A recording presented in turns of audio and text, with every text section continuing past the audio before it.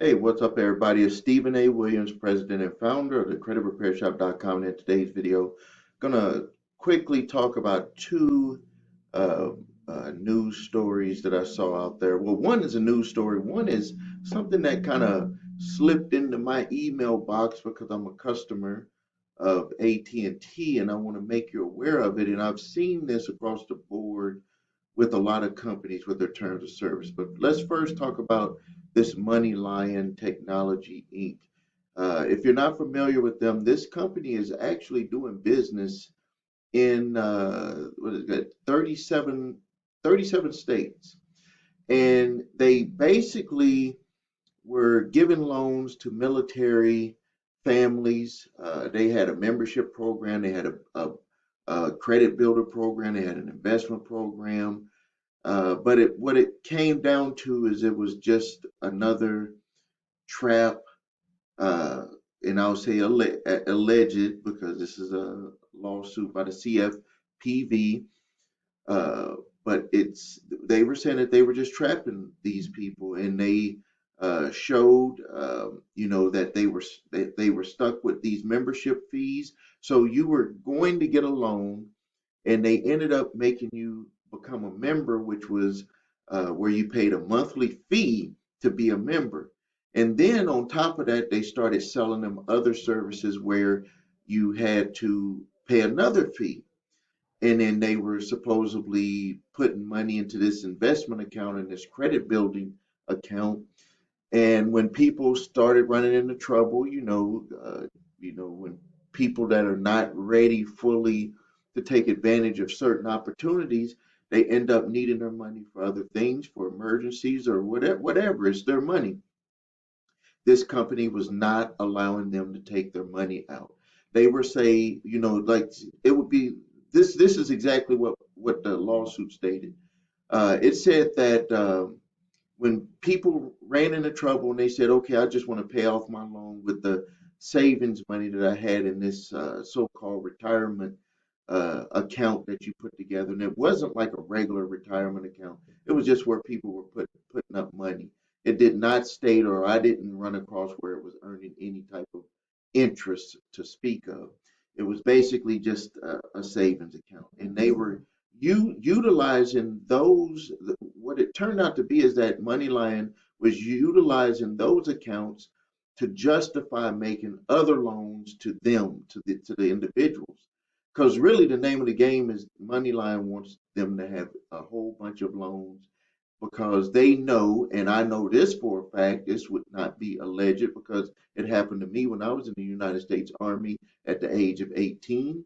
Companies would come to us and they would, allow us to get loans, even though we didn't have credit or anything because we were, young. But they knew that that money would be taken out of your account every month, so it was dependable. I forget what they called it, but it was where you would sign this document, and they would actually have the ability to take out the money, direct payment to them, and so this allowed a lot of people to get credit when they were in the military.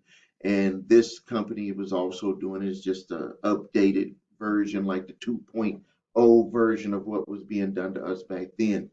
And also, they held over your head, which is something that some people don't know unless you were in the military, is that if you don't make those payments, they can go to your first sergeant, go to your captain, send a letter saying that you're not, making your obligations. Some stuff may have changed because it really got really bad after I got out, but even back then in 1988, when I was in, it was pretty tough, and they were taking full advantage of calling your first sergeant or your uh, captain or sending a letter saying that you wasn't paying your obligations, and it would get paid, or you would get an Article 15. So when these individuals wanted to use that savings money to pay off their loan because of whatever reason, it doesn't matter, it's their money. They said that no, you cannot pay off your loan with that money. You had to use other money. And so I guess this kind of, the complaints got added up with this company, and CFPB ended up doing their investigation, and they ended up filing charges last month, the end of last month, September 29th, 2022. You are invited to go and read the entire complaint. I'll put the link below this video. Um, and you might be saying, well, I'm not in the military. How does this relate to me? And I'm telling you, this stuff does relate to you because even though they were doing it to the military people, the concept remains the same. There's all of these different companies, and it notes here that this is a fintech company. Fintech, moneylion is a fintech company. I've heard on radio, I've seen it on TV, all over the place. This fintech product, or whoever is behind this fintech, is allowing companies to come in, and they're the underwriter of all of this stuff. And these companies are putting together these plans which are similar. They just put military at the beginning of this one, but it could be anything regular. You hear it all over the radio with all of these different companies popping up offering loans to help you do this and that and pay this and that. The same things that they did where they violated military families is the same things that these companies, these look-alike companies, are doing to regular consumers. And so, what I tell people to do and what I do is you need to do your investigation. You need to look at how they violated these companies, and then you violated these consumers, and then you do your work on looking at how you're being treated by your lender that may be under this fintech company umbrella, and then you see if you're being violated and you submit your complaint. And it doesn't always have to get to where the CFPB is doing all of the work for you when you can actually outline exactly how you believe that they're violating you. And you can have an individual lawsuit, or you can have an individual settlement with the company between you and them that could be very favorable to you. Now, that goes into our second thing that I want to talk about, which is very alarming to me. It's something that we don't normally pay attention to, but because of the position that I'm in with the credit repair shop, the position that I'm in with this YouTube channel, where I want to alert you to things that are happening in our community when it comes to companies, what they're doing. I've received my terms of service update agreement with AT&T. Now, I'm an AT&T customer. I utilize them for my fiber internet for my companies. I utilize them for what else do I utilize them for? I think only for Direct TV, which they ended up purchasing Direct TV. I do not utilize them for my cell phones, but I utilize them for those services there. And I got an updated terms of service agreement from them. And what caught my eyes, the surprise that caught my eyes, and you can choose to go through this yourself if you're an AT&T customer. I'm pretty sure you got the email. So I'm not going to go through all of this here. You can read it. I'm just going to tell you what I read that really caught my attention. And we're talking about the AT&T Terms of Service Update Agreement. I just got mine email today. It's September 4th, 2022. The things that caught my attention, and I've seen this with some of the other companies that I've reviewed, and I'm going to start paying even more attention to this, is that AT&T is stating that if there's any disputes that you have with them, that they want to have forced arbitration, that they do not want to allow you to bring a court case against them, a court action. They do not want a jury trial, and they do not want you to be able to be assigned into a class action. Now, I don't know how it would work with a class action, because I believe that the CFPB would have overriding authority if they saw that there was something that was broken, that AT&T was doing to their clients, and they would have the authority, I believe, to push into a class action. But they actually stated it in this here. You can read it for yourself, where they actually stated that they are pushing people into arbitration if you have any disputes with them. The only way that you won't go into arbitration is if it was something that arises from bodily harm or death, and it states it right here. You can see that stated right there. So they what and when I talk about arbitration, I'm always skeptical because it puts the individual in a bad situation because when you go into arbitration, it's in my opinion, it's already kind of stating that uh, you, especially when it's with debt, that you owe the debt, that we're basically going to arbitrate on how you're going to pay this debt. Uh, this could be a little bit different when it goes with maybe, you have some sort of disagreement, but I don't see any other disagreement with AT&T other than something about your bill. I mean, just period, point blank. I just don't believe that there's any other disputes that you would have. And so what they want to do is they want to push to arbitration, no jury trial, no class action, 180 days that you will have for your process instead of 120 days. So they up the days that you can, you know, have your dispute process reviewed, instead of a short 120 days, you have 180 days.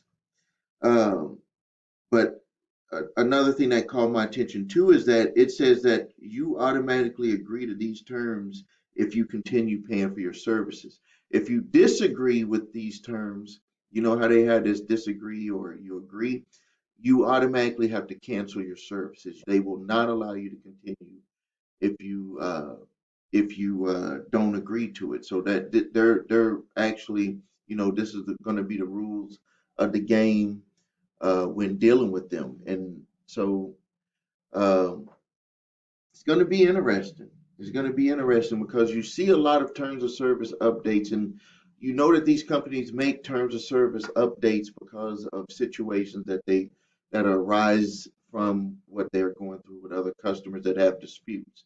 Uh, Certain laws they maybe have changed in your state that would give you an opening if you have a dispute with a company and they want to get you on record saying, hey, we know the laws of your state, but if you're going to stay with us, you're going to have to agree with this terms of service, or we're making this change and you need to agree to it if you want to continue working with us. Because if you're not going to be on our terms, we're not going to allow you to be a customer of ours. This is just what they're doing.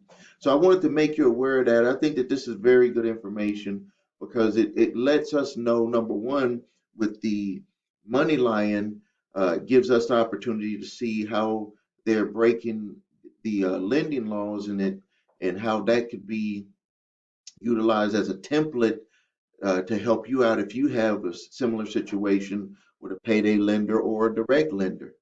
And then the other thing with the terms of service with AT&T, this is like having very important information for number one, moving forward with a company and knowing that how you're gonna have to be doing business with them, and then number two, to see what their dispute process is going to be if a dispute arises.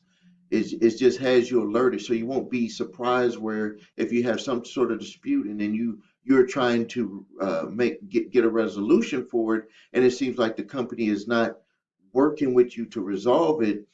Now you can see the reasoning or the way that they're looking at resolving those complaints. Because you may be trying to move towards taking them to court, and they're like, "No, you're not going to be able to take us to court. We need to go to arbitration." And you're like thinking to yourself, "Well, it's my choice to take you to small claims court." And then they'll send you a document saying, "No, you signed that you had to go through arbitrations." So This is very good information that I want to let you know about that. And it says here that this is also references AT&T, and T, and they're including past, present, and future parent subsidiaries, affiliates that and related entities, as well as AT&T's and the those entities offer officers, agents, employees, licensors, predecessors, and interests and successors and assigns. So that even can go to debt collectors when they say and assign us. Remember, we'll see with debt collectors assign debt assignees. So, all right, if you need help with your credit, please visit us at thecreditrepairshop.com. Watch video what makes us different so you can see my 8-point validation process, my two-phase settlement process. If you need your credit reports and scores, go to the website yournumber3scores.com. Links are below this video. If you need your FICO scores, you can grab those. The link is below this video so you can see what mortgage companies see, auto dealers, and credit card companies. Also, if you have debt collectors coming after you, it does not affect those statutes. So you have a statute of limitations for collecting debt on your side, and it starts with the statute of limitations in your state, not the 7-year statute of limitations that most people think about when looking at their credit reports.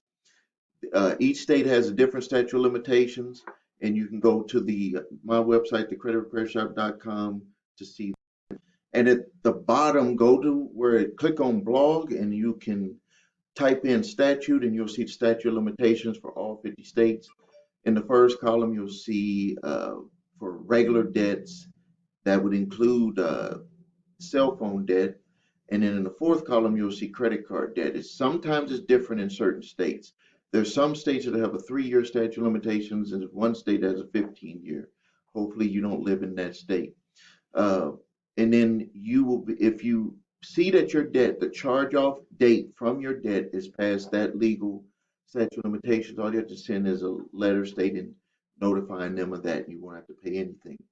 That's your legal right. If the debt is not past the legal statute of limitations to collect, then you need to send a letter that I'm going to give you. The 3-pack of letters I'm going to give you at the below here is the cease and desist collection activities letter, which will put them on notice that you're not going to allow the third-party debt collector to just run right over you with the debt. You're going to make them prove every aspect of the debt, which is your right according to the Fair Debt Collection Practices Act. That's why that act is there.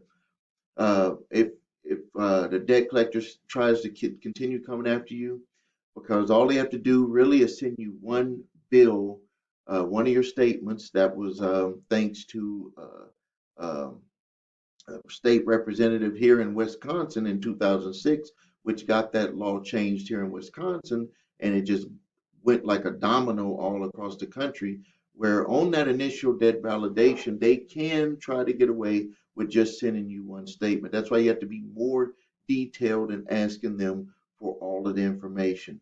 And I give you a letter that can help you get that process started. So thank you for your time. Make sure you subscribe to the channel. Make sure you like this video, post your questions and comments. This is Stephen A. Williams, President and Founder of thecreditrepairshop.com.